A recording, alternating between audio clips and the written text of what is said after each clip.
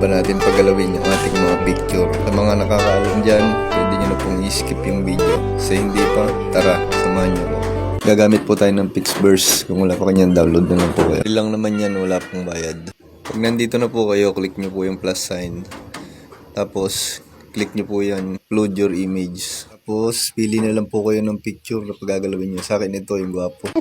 Click nyo po yung create, tapos yung write message. Type nyo lang po dyan kung ano pong gusto nyo ipagawa doon sa picture. Sa akin siguro dance na lang, for tutorial lang naman eh. O dance na lang, di para spelling. Tapos click nyo po yung create.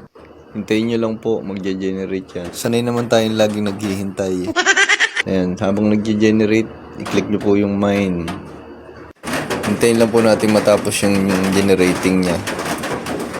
Yan, pag natapos ng generating niya, click nyo po yung picture na yan. Then makikita nyo na po dyan yung sumasayaw na yan. Tapos yan, makikita nyo na po. Tingnan nyo po kung okay na sa inyo yan. Pero kung mapapansin nyo, mabilis lang po yung paggalaw niya. Yan, click nyo po yan download. MP4. Then, hintayin nyo na lang po yung matapos yung loading. Ngayon, pag gusto po natin pahabain yung pagsayaw niya, tara, punta tayo sa CapCut.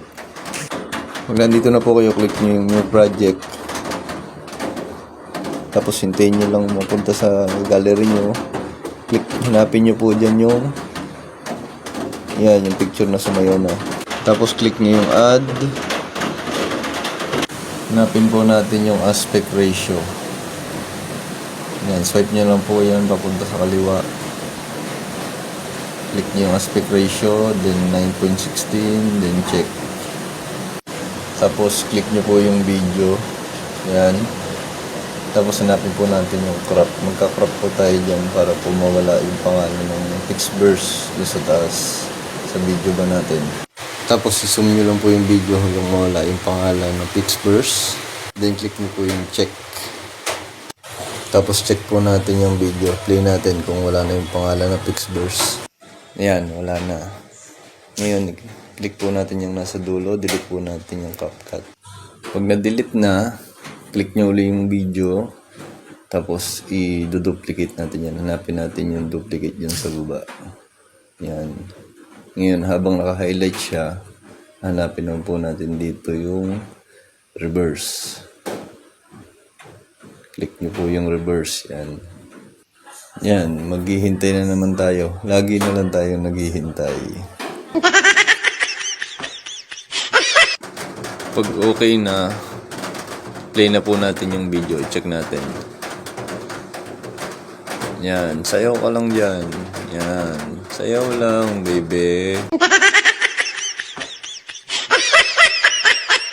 Tapos, click na po natin yung back. Na maglagay tayo ng templates. Click natin yung text. Add text. Tapos, click po natin yung templates. Tapos, pili na lang po kayo kung alin yung gusto nyo. Sa akin, itong nasa unahan. Yan. Tapos, babaguhin ko lang yung nakasulat dyan. Dadagdagan ko. Gagawin nating follow for more videos. Pag okay na, click nyo lang po yung check. Tapos, yung Ultra HD na yan. Adjust natin na sagad. Export. Yan, okay na. May pang-release na. Sana huwag mo kalimutang i-share para marami ring makaalam.